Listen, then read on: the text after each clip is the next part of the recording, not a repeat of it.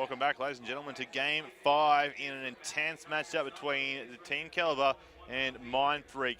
Of course, it is NA versus AU, so to speak, right now, and this is to push into a top 6 area of the COD Champs for 2015. The loser, of course, will be going up against Optic Gaming in a 7th-8th decider matchup.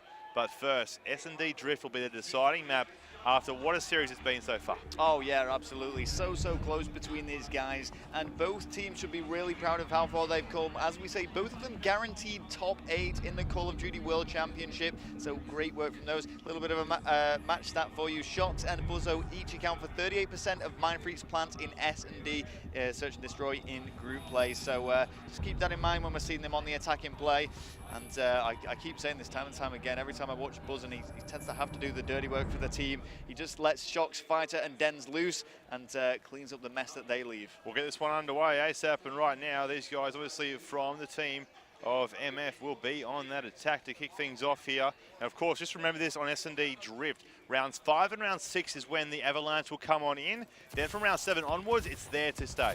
And here goes the early snipes. We see these right down the middle of the map. Oh, it's going to be a big kill from Looney there to kick things off. Buzzin is the bomb carrier through the marketplace. Definitely coming out very strong off the bat there. Big Nade's going out here to try and find some players right in the back there. Nade's coming back down. Looney picks up his 2nd kill that time on Fighter. You can see Buzzin stalling our screens. Obviously looking to make a push here through marketplace with his team out of Shox, but right now it's not looking too promising.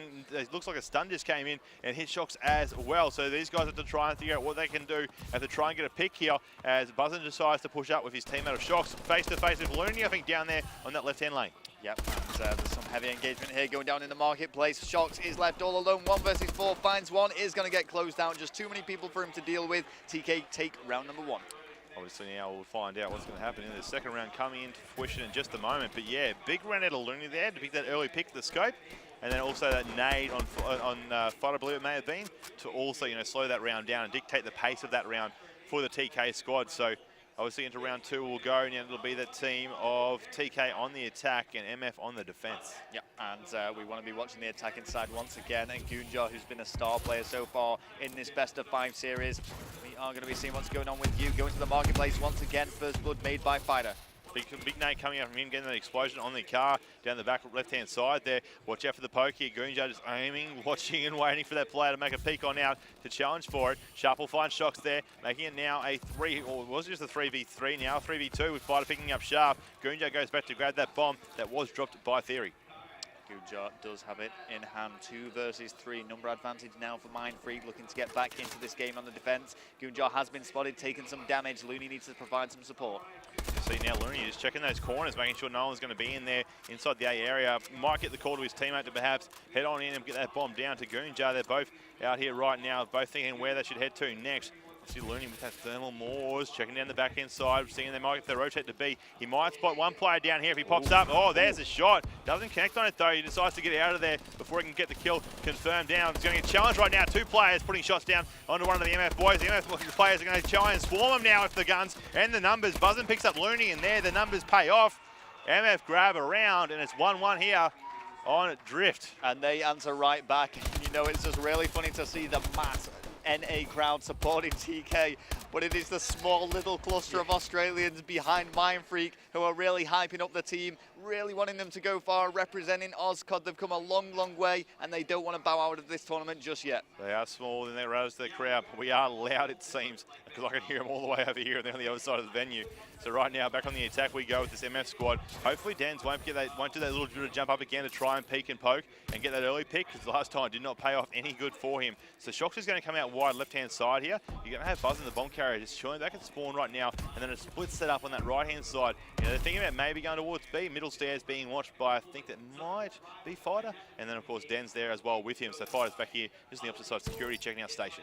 Yeah, and quite interesting play here on Search and Destroy Drift by Mindfreak. They've split off in pairs. We've got 2 edging their way towards B, 2 edging their way towards A. And, the B pushes could create some sort of a diversion here if they're clever about this. Yeah, defensive-wise, Gunjar is over here at the B side of things, as is Sharp. Theory and Looney are the 2 on that A side of things, and out wide in Marketplace. You see Shox just trying to get a couple little picks there. They have to be careful if they do head towards B, because Gunjar is in there and he does have the variable zoom Moors out as well. So, if they poke out too long in the open, he's going to take that pick and he'll take the kill any which way he can get it. Okay, well, Buzzin here, slipping and sliding, finding his way towards the B bomb site. Really difficult bomb to get the plant down, but if you can make that plant, then you can do work for your team. Buzzin trying to clean up now. If you can make this kill too, really open things up. Goonjar and Sharp get shut down, and we are seeing them track back now. Looney and Theory need to make some ground and get towards the B bomb site. It's a 2v2 now with Theory picking up that extra kill there on Dan's. Buzzin gets to get the bomb down, however, so it's Buzzin and Socks now defending this bomb site here at B. Shots coming out from Buzzin, finding Theory inside a cube. Now Looney in a 1v2 situation right now. 35 on the clock, course 7.5 defusal. Sees one across there, they're both right next to each other. They both put shots inside of him. He decides to pull the Morse out of all things in this situation of a 1v2 right both in front. There's one down. All they have to do is just pretty much stay alive. There's the shots for MF. And what a reaction over there coming from the supporters of the Aussie team. Boy, that was a big, big round. I mean, it's coming down to these very tight-knit 1-versus-1 gun battles. It was great play from TK. That 1-versus-2 by Looney could have potentially been pulled off, but Buzzin just manages to shut things down.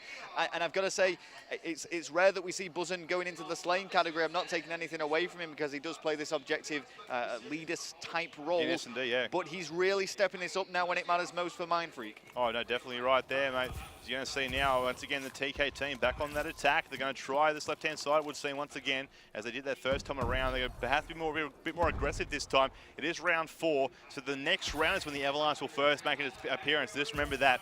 As you see now, Looney with this nade going out, trying to find a player back there for the pickings, or a tag perhaps as well. You know, that's where it sort of dictates where they want to sort of go from there. And these guys seem to be favouring towards A. There is a player from MF inside of A, watching that defensive side, just to try and get the call out to his teammate. Shots are coming in though, Theory and one of his other teammates, I think it may have been Sharp, putting shots in there to find and kill. One player pops on inside though, it's going to be Shocks, pops in, says hello, gets out of there and hightails it away as well, as Denz then shuts down Goonjar to 2v2. Shocks and Denz up against Looney and Sharp, bombs in hands of Sharp. Yeah, Sharp looking to make the plan now, just line in that body, concealing him somewhat, and it's just been so interesting to see how both of these teams play the attack differently. TK stuck together around the marketplace, they move slowly as a unit, just trying to powerhouse the way through. 2-versus-2 now, going to switch over to Mindfreak as they need to make the defuse. Yeah, it looked like this though, he's actually inside the bomb site right now, and they looked like they were going to go for that sneaky quick little defuse, but they decided against it. They're just going to try and hunt down one of these players on the back stairs though. He sees one there. Now, oh, almost a fat away there by Sharp. Would have been big for him if he'd gotten that one, but Looney now in a 1v2. Shocks and Denz, bomb down, they're going to try and bait him out here as he goes inside to check the bomb site there. There's the shots in the back, he's pre-firing the other side of things, and nice work to pick up the round. 3-1 right now for this team. These guys are going off. What a sneaky little defuse there by the MF team. Oh yes, very, very close. I mean, the kill was actually made, but it was just too late. So 3-1 now, the scoreline, and this is great work by Mindfreak. TK, though, do not rule them out. Let's just cast our minds back, Bioacid, to what happened in that Search and Destroy last time these guys met up on Detroit. Mindfreak were 3-0 up, and TK eventually won it 6-3, 6 rounds on the bounce. Yeah, they did. They got 6 rounds in a row, of course. It was that S&D on Detroit you're referring to there. Right now, though, that Avalanche has come in for round number 5. It'll then activate again for round 6. However, from round 7 onwards, it'll be there permanently. So these guys will be welcome to rush A again without having to worry about that coming in, that map element. So just obviously keep that in your little mindset, as obviously the players have as well. And they get set for this round up here of round 5. Here we go. I'm on board with Shocks now. Just holding tight. You can see the smoke finally clearing. The mist and the debris completely ruining that marketplace. A dynamic map element just completely changing this street. And see how Mindfreak navigate it. Yeah, Shocks is heading up very wide on snow here. Now, it's a very dangerous position considering the sniper rifles we see from TK on their attack or defensive side of things, you know, so you've got to be watching and wary when you're up out in the open that much. Fighter now looking to poke a little bit here towards A bomb side. He's got a few players around him though. Not too sure if he should or not. As you see now, one player backstairs here on the left-hand side. One player to his left as well. He saw him there. Well, if he'll challenge is another question. There it is there. He'll try and go for the kill. Decides against it as he does get hit up red, very much so. One more player coming towards him though. Swings around, can't get the kill on Sharp. Becomes now a 2v3. As it becomes a 1v3. Goonjar gets taken down by Buzzin as well. Shocks up against Sharp. There again, Goonjar. Shots in the back on Shocks there. Can't turn on him. Theory will get the kill on him as well, and the defuse. Yep, and while Shocks was in a good position with regards to the fact he just had to try and run that time down, too many of TK to deal with. They worked so well as a team to actually take out Mindfreak and fight their way back into this game. Now only trailing by a single round. 3-2 is the scoreline. Mindfreak just edging away. Here comes that map element again. This time it's going to be TK on the offense, so, you know, be aware. I did see one team so far this weekend make the rush for the A site. They made it in there, but the round did not go in their favour, so teams can try it. Whether they try and do it here, though, we'll find out. All Right, and remember guys, both of these teams currently top 8 playing for top 6. They will then play versus Prophecy for top 4. So if you're just wondering how this bracket is panning out, that should give you a good idea back home. We're here with Sharp right now. Bomb in the hand of Theories, as we're used to seeing, obviously, most of the time. Where Sharp is the only player with a plan to his name right now from the TK squad. Do have Sharp just chilling back. Obviously, his teammates are there with him. One player has pushed up, which would, of course, be Looney on those right-hand side stairs, just underneath top glass, as we like to say. And right now, so he's slowing the round down. So that's what we sort of saw from the last side of things with MF on their attack during the map element round. It's a very slow round before anything really took place. Yep, and still with Sharp now, just hanging around this marketplace, does get shut down. He isn't the bomb carrier, that will be Theory. No surprises there, almost the designated bomb carrier for TK. Switching things up here and going towards the B-bomb site, and Mindfreak aren't aware of this. No, they're not, and they've only got one player in that back defensive, which I think usually is Dens at this stage. And right now you'll see that time is ticking on down. They're going to be aware that they have to start making a push back towards B now.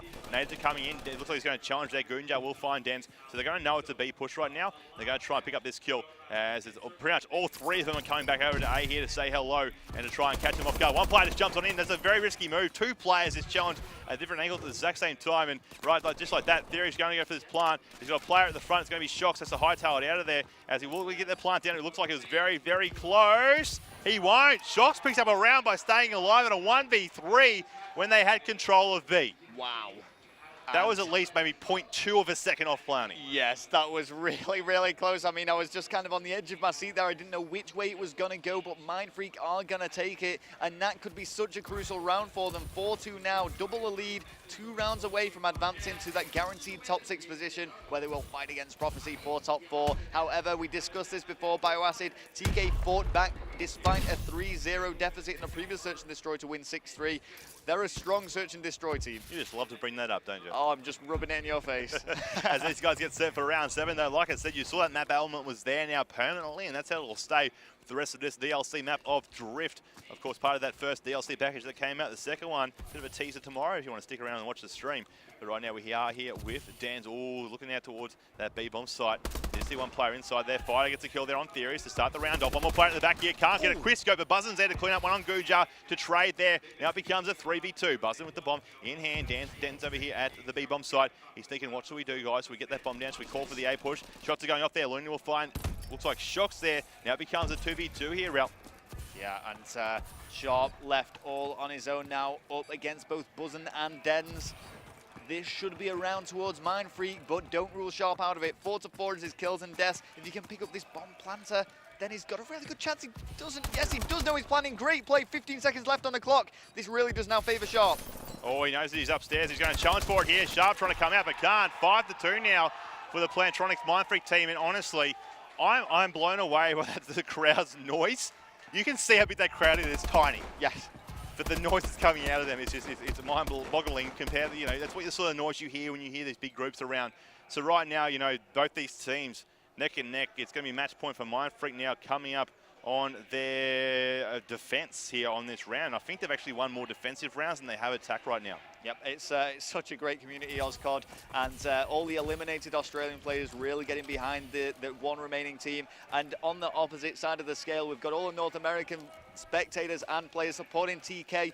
Really, really tough game now for TK. They've got to win 4 rounds on the bounce if they want to bring this back. But like you've reminded us, and I reminded us as well, TK, a strong S&D team, so it's not over yet, not by a long shot, as they'll be trying to get their hands back on that bomb, put it down, get a bit of control, have it. Oh, a bank shot nade there by Theory coming back at him. Oh boy. He was a little bit risky move there, but obviously it wasn't where he wanted to be. Sharp will find the first blood of the round though, finding Fighter. Looks for more shots coming. Buzzin will find Sharp to trade off on that, making it now a 3-on-3.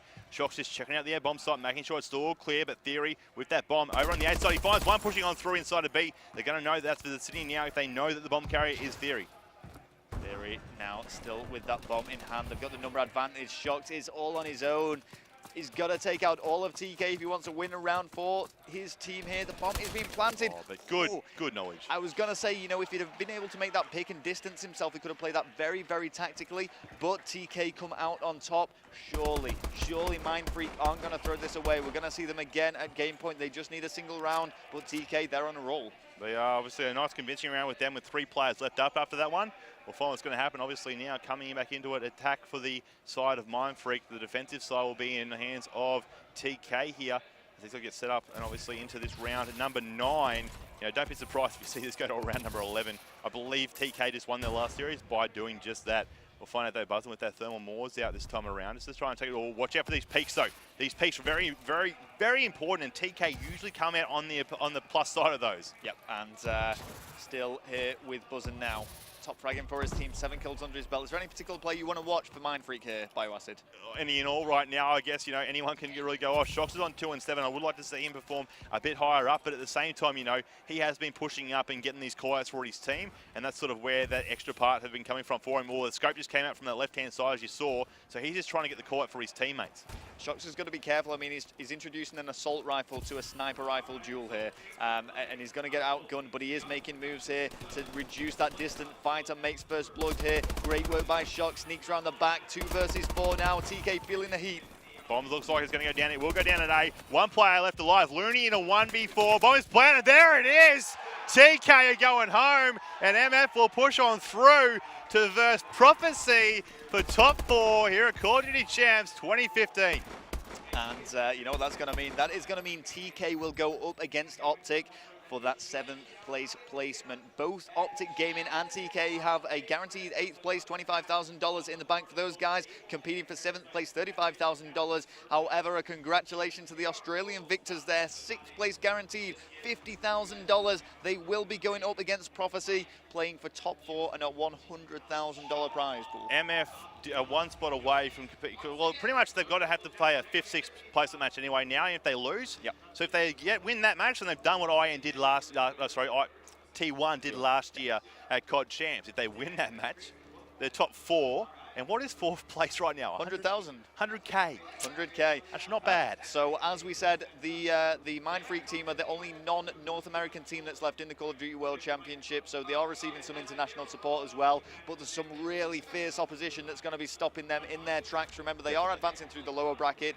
I mean, just judging from the games that I've personally seen today, Team Revenge are looking really strong, you know. Oh, they are indeed. And obviously, at the same point, you've still got a place that matches to be had. You know, you got TK up against Optic Gaming now. Yep. After that match, so obviously both these teams want to defeat each other. Yep. You know, they've played very many times against each other. So you know that's still a great match to come up today alone. Then of course you will have this next match up against Prophecy, and then the loser of that will face the loser of the other. I haven't looked at the bracket for a little while now, so I'm not too sure who that will be. But yeah, you know, Mindfreak, if they can keep the momentum alive with themselves after being TK, going up against a team like Prophecy, I feel it should be another game 5. But you know, Prof are a strong team at the same point. So ladies and gentlemen, right now we're going to go a quick commercial break. And when we come back, it will be another great matchup here on Bravo. So be sure to stick around.